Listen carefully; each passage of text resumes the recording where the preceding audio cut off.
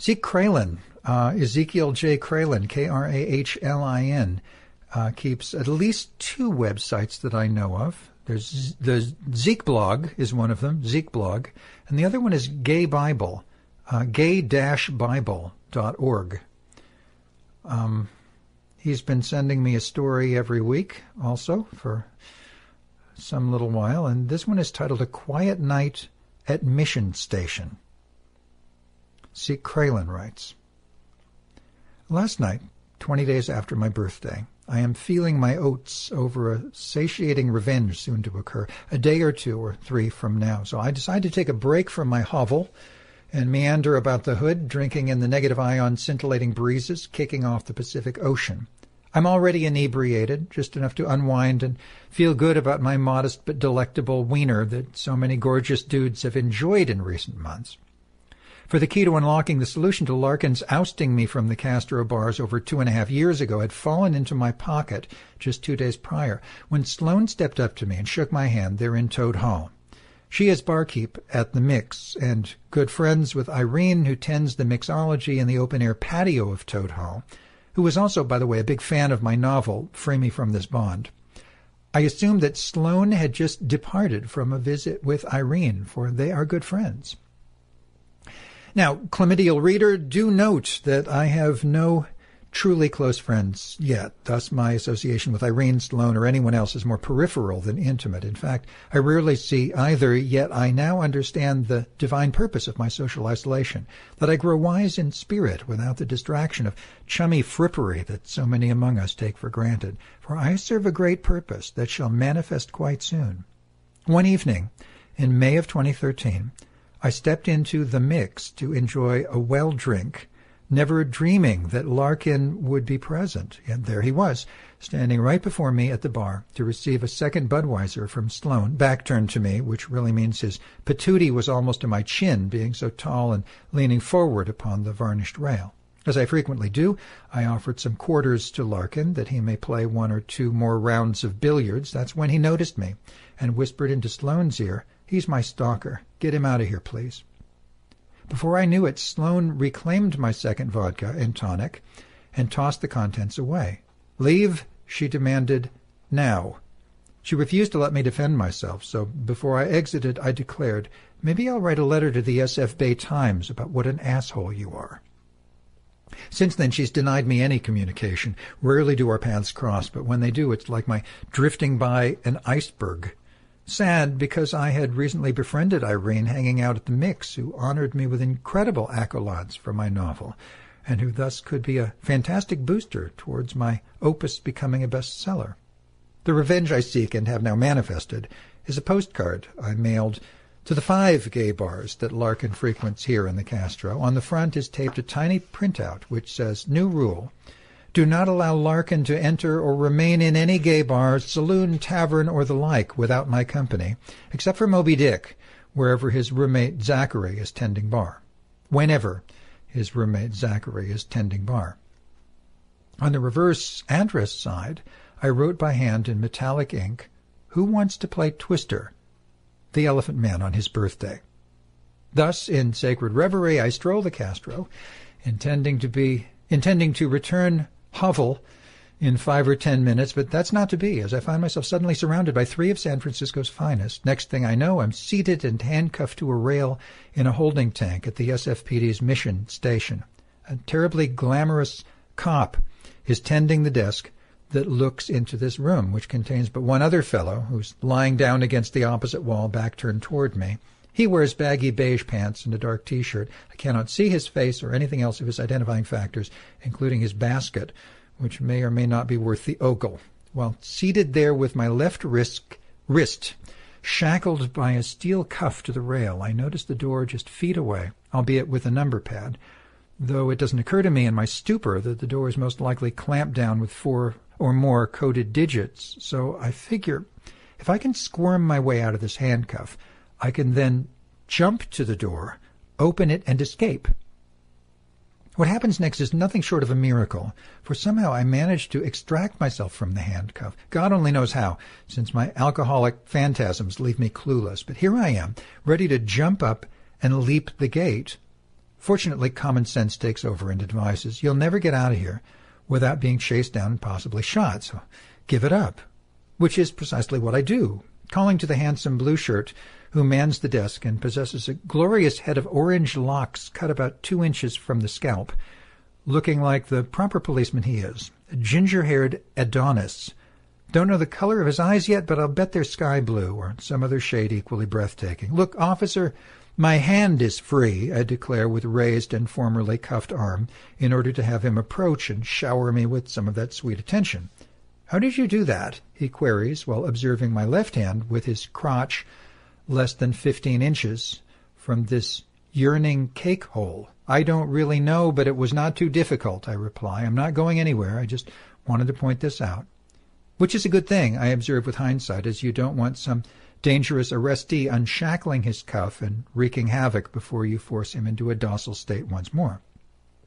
So the officer returns with another steel cuff and fastens both of my wrists to the rail so that I can no longer lie down, but am forced to sit up. Such a compromising vulnerability inspires me to yell to him through the window about a half hour later with the right hand pointing to my loins. I need to piss, please. I really don't want to urinate in my pants, I beg with puppy eyes. After all, I just can't get enough of his attentive ministration.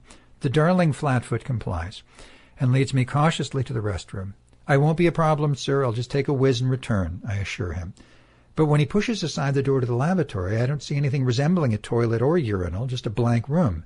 So I glance back at him. It's there, it's over there, he signals to a gray divider that conceals the commode. So I relieve myself, wishing like the devil I could whack off, while he stares at me through the vertical glass plate and kindly offer my wrists, once resuming my person back to the metal bench positioned on the north side of this holding cell. A few minutes later, my unwitting cellmate begins to holler, "Look, I don't want to be here all night. Move me to 850 Bryant now." The police stationed there for the night ignore him, so he yanks out a bag filled with brown fluid that wobbles in its soft plastic case, obviously attached to his side by a snaking tube, and warns, "This is my colostomy bag. If you guys don't move me to the city jail pronto, I'm going to squirt this shit all over the place." Of course, I panic, and you can't blame me, and squeal, "Officers, please do something about this or I'll puke my guts out." I'm yanking on my shackles instinctively as I'm most eager to distance myself from this potential upchuck jamboree. To my relief, they calm him down and resume their deskly duties. A while later, they remove his handcuff and escort him to city jail. "Are you going to send me there, too?" I call to the bodacious ginger, window pane framing his face like a vitreous Mondrian halo. He assures while looking up at the clock, not visible to this unintentional miscreant, "No, we're going to release you in 15 minutes. Yet some time before, I hear them talk about me. He may be suicidal, remarks a bald-headed servant of the law, who gives me a quick glance. So I rage back, "No, I am not suicidal. I figured out what happened. I don't want to talk to a lawyer. Just let me speak with you guys." They all look up, but feign I don't exist. So I remain condemned to this Kafkaesque scenario a while longer, fuming at Larkin's latest horse hockey. For what I have figured out after some deliberation on a cold steel shelf that I couldn't even recline upon is that Larkin has retaliated in response to my getting him kicked out of Castro bars, thanks to my new rule postcard, and that Larkin had whipped out his cell phone to get back at me, described me as suicidal, and worse, I'm sure, to the SFPD. Approximately 3 hours later, they release me, with that uber-hot gendarme escorting me outside the police station. "Just go there," he declares while pointing at a break in the cyclone fence, like we just had a sordid one-nighter and his lover would be home soon, or he's too ashamed to be seen with me, so he sneaks me out the back, which I believe heads to 17th Street, just 6 blocks from my cozy warren. He hands me a large, crisp, and neatly top-folded paper bag, stapled and with my name artfully scribed on one side. "Here are your things, including all your money." Money?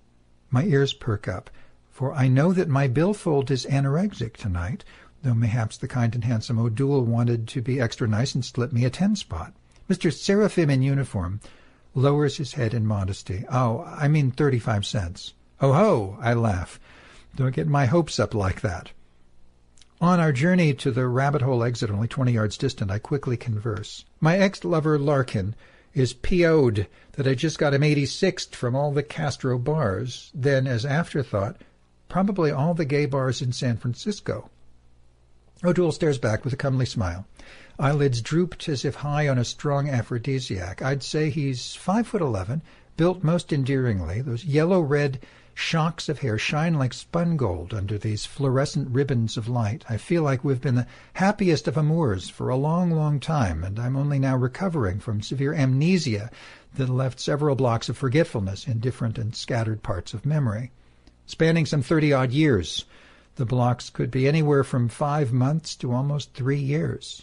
And they change, sometimes longer, sometimes shorter. Fortunately, they've all begun to shrink, leaving erased memories restored once more and fully intact. I have just begun to remember anything. What angelic loves have I lost because of this? Is this affectionate cub one of them who still awaits my anamnestic return? Are there others so loyal?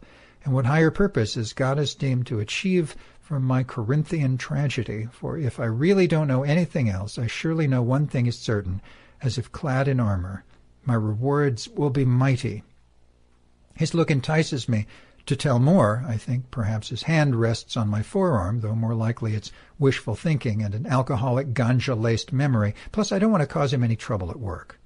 Oh, we really got into it, I boast, proud to have such a tough guy for my lovebird, though wasting the SFPD's time is crossing a line. I can play hardball all he wants, and I won't back down, ever, but I refuse to fight fire with fire under such an unkind strike. We're almost at the cyclone wormhole now. So I look directly into those rapturous eyes, well aware that this may be the last time I speak to him, or ever see him again for that sad matter. Remember his name, Larkin Kelsey. The kind peacemaker does not respond, but I know he respectfully hears. Just before I depart into the void, he states, "My name is Officer Odoul." "Oh, duly noted," I joke, but with an arm extended for a beefy handshake. He abruptly raises his right hand in rejection. Oh, my hand's dirty with ink right now. Fist bump, then, I suggest in warm amity and appreciation. With that, our knuckles touch, and I skedaddle. Standing a half block up, I open my grocery bag to reclaim my USF hoodie gifted me by Gregory, military camouflage cap, my wallet, 35 cents in change, but one thing is missing from the billfold. The 4 business cards that promote my novel, Free Me from This Bond. Each card includes a link to the gratis version, along with my email and landline number. I'm greatly flattered. Now fully reassembled from my hovel-bound journey, I deeply inhale the damp, chill night, holler with all my strength every half block. "Fuck you, Larkin Kelsey! Fuck you!" My voice boomed through the darkened asphalt byways, an echo you don't want to mess with.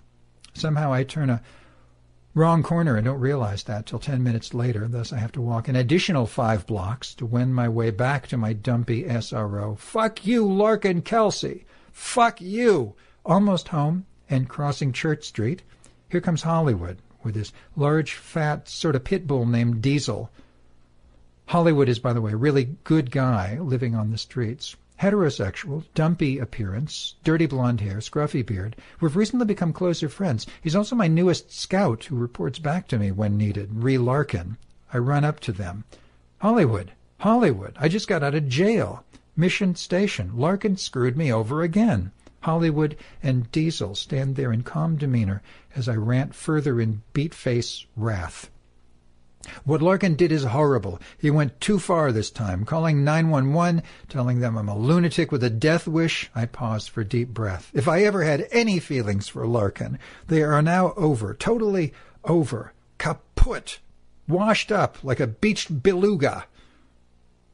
Hollywood exhales one lone remark. "Uh-huh," then turns away from me to meander further east down Market Street, Diesel in tow. And I do mean in tow, because that beast weighs 150 pounds and is possessed by a bold will of its own. Once halted, it's a Herculean task to get this quasi-mastiff up and moving again. I march off in a huff of extended outrage, seeking to track down Larkin and give him a piece of my brain pan while chasing him all the way back to his own residence, just 1 block west of mine. Alas, he is nowhere to be found. Thus I goose-step back, hovel, and sleep it off. By late morning next day, I'm rolling on the floor laughing my ass off, realizing I've been punked by the SFPD big time, knowing full well that Larkin, of course, had to be the mastermind behind it all. His retaliation for my getting him kicked out of all the bars in the Castro just 2 days ago, for that is when my new rule postcard hit the booze halls like scat to a propeller. I can see the lads in blue laughing their own arses off. Immediately after, Odoul escorts me to the exit. Did you see the expression on Zeke's face when you pulled out that colostomy bag? Ha, ha, ha, yeah, priceless, chortles another copper who played the role of my cellmate. Let's watch it again. And he left clicks on the mouse once more.